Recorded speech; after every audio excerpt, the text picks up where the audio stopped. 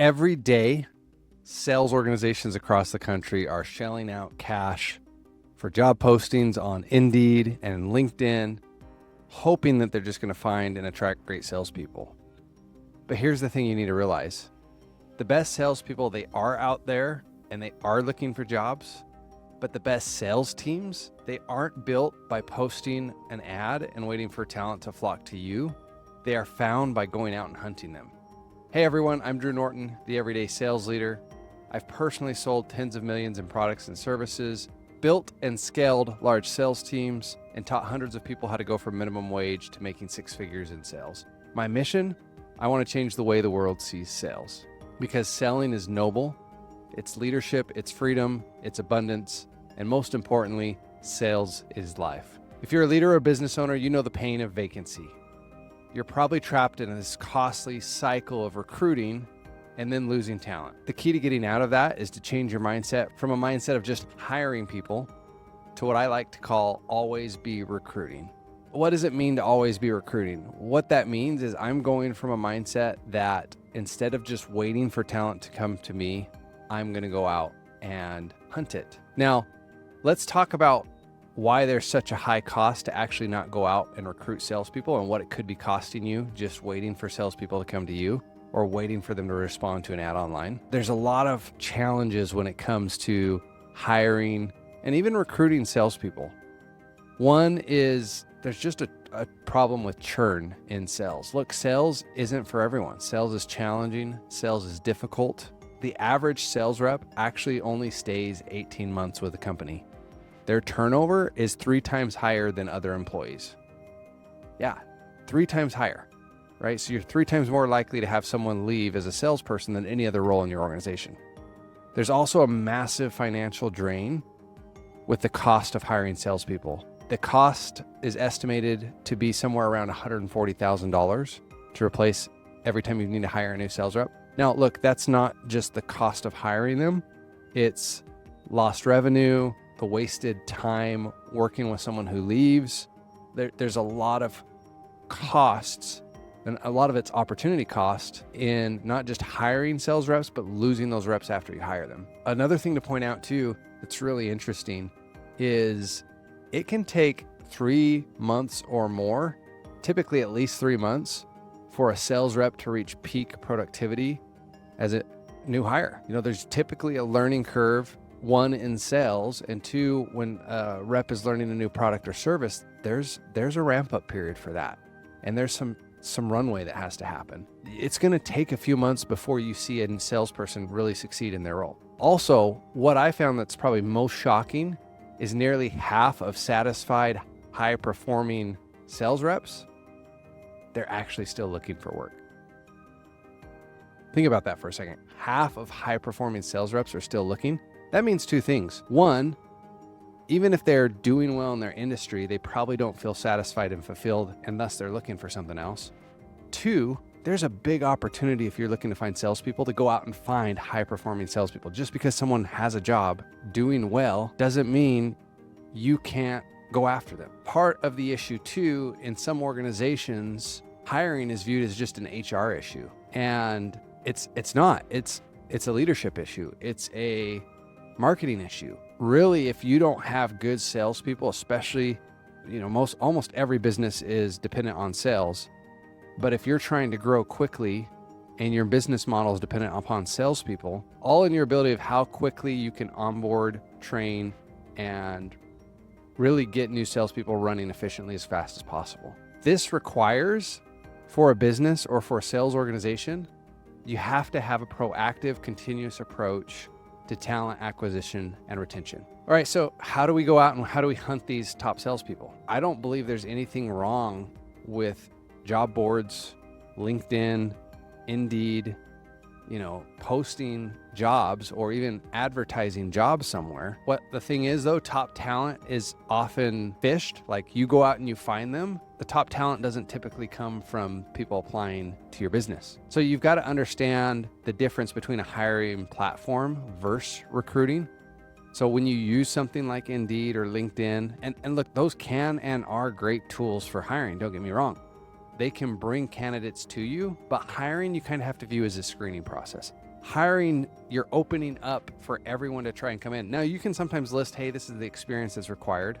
In my experience, though, top talent, most of the time with salespeople, I care less about their experience. I do like to see it. And sometimes those that have a great track record in sales have been some of the worst people I've ever hired. So I want to make sure I'm recruiting people that are a fit to my organization, and I'm looking for the right people. When I use something like LinkedIn or Indeed, I have to make sure I have a really good screening process, because true recruiting is actually proactive. You have to go out, identify the top talent, hunt them down, and then you're actually selling them an opportunity, just like you would a high value client.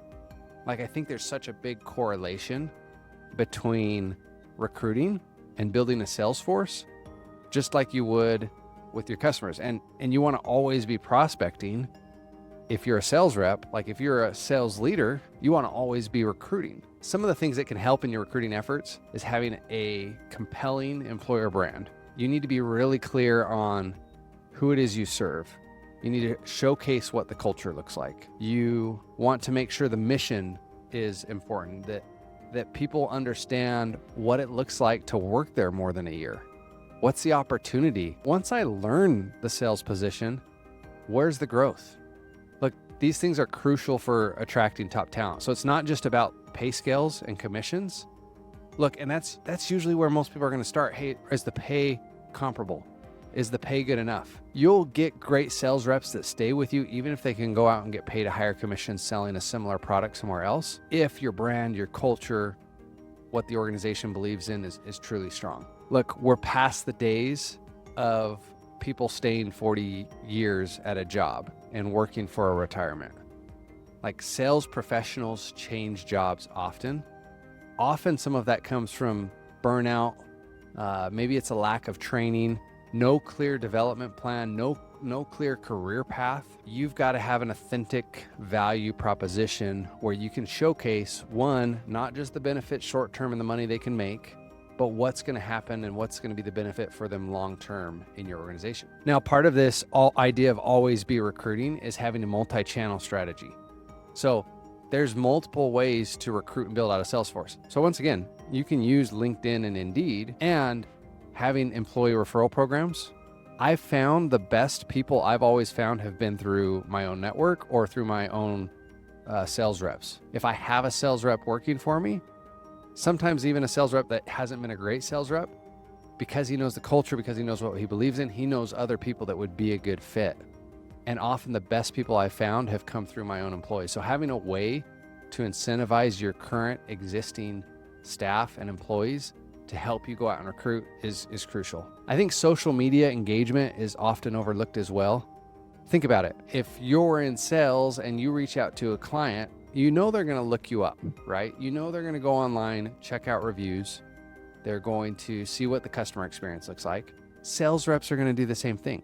So you've got to make sure you have a presence in today's day and age on social media. I don't think you have to have, 30 reels going out a day. And it's important that a rep can look up your company, find you on Instagram, find you on Facebook, find you on social media, find your presence when they do a Google search, and be able to just see what you're about. Once again, this doesn't have to be something that we spend hours and hours doing each week, but a couple posts a week, a few posts a month can go a long ways to really showcasing what's important in your organization and how you treat and take care of salespeople. Networking is also a huge part of always recruiting. I have a really good friend of mine. His name's Jordan. We sold together for years. He taught me that when I'm networking, I want to be looking for three things. I want to look for those salespeople, people that could fill a sales role. I want to look for potential leaders. If I'm a sales leader myself, part of growth is finding and building other leaders around me. So if I find someone who, hey, not only would you be a good sales rep, but you would be good at recruiting, hiring, training, leading other people, I want to keep my eye open for those. And then number three, if they don't fall into one of those two categories, I want to view that person as a connector. I want to view that person as someone who might know somebody else. Just because someone isn't going to be a good fit for sales, isn't a good fit for leadership, they often have a network and they often know salespeople. Just like if a client isn't the right prospect or they tell you no, you ask for a referral, do the same thing with the people you're networking with. Look, recruiting is selling. And once again, I say this sometimes on my channel and almost every video, honestly, that selling is a form of leadership. What selling really is selling is helping people discover and get what they actually want for themselves. And you just guide them along the journey. And so I view recruiting the same way.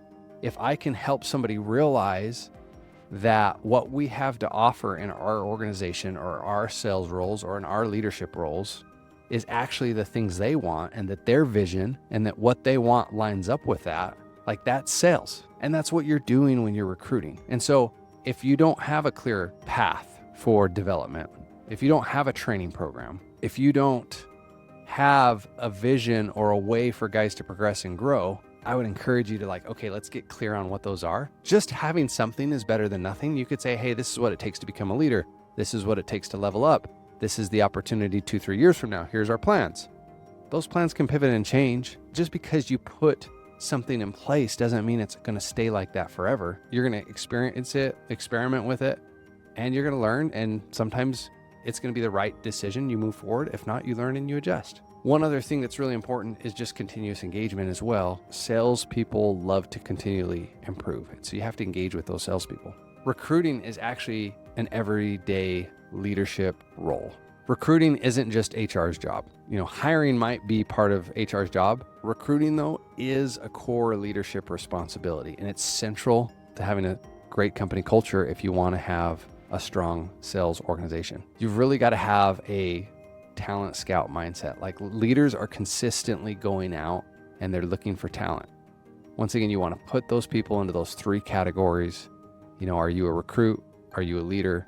Are you a connector? Part of always recruiting, if you can make sure that you retain the people once you get them in the door, that requires a lot less recruiting on the back end. So if you can make their experience so good that they would never go anywhere else, or create an organization where the culture is so closely knit that they wouldn't think about working for somebody for a little bit higher pay scale, that will help your organization so much. So invest in development. Spend time in developing your leaders so they can turn around and develop their people. Create a path for growth. Create ways for people to continue to grow. Here's what happens when you have a positive culture. Employees, they feel valued, they feel respected. It fosters loyalty, engagement, and it really reduces just the cost of attrition, the cost of churn with your salespeople.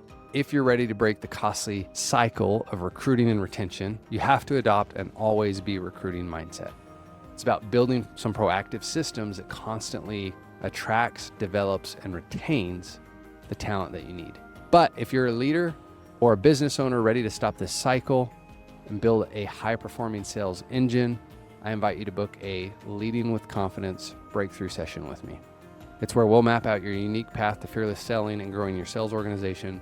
The link to book your session is in the description below. If you're looking for an unfair advantage in sales, you'll definitely want to watch my last video, The Self-Improvement Secret to Unstoppable Sales. Maybe it's here. Click that video to see how working on yourself is the ultimate sales superpower. And make sure you hit the subscribe button and turn on the notifications so you don't miss my next video, where we're going to dive deep into the importance of learning sales in the age of AI. Go out there and lead every single day. And remember, sales is life.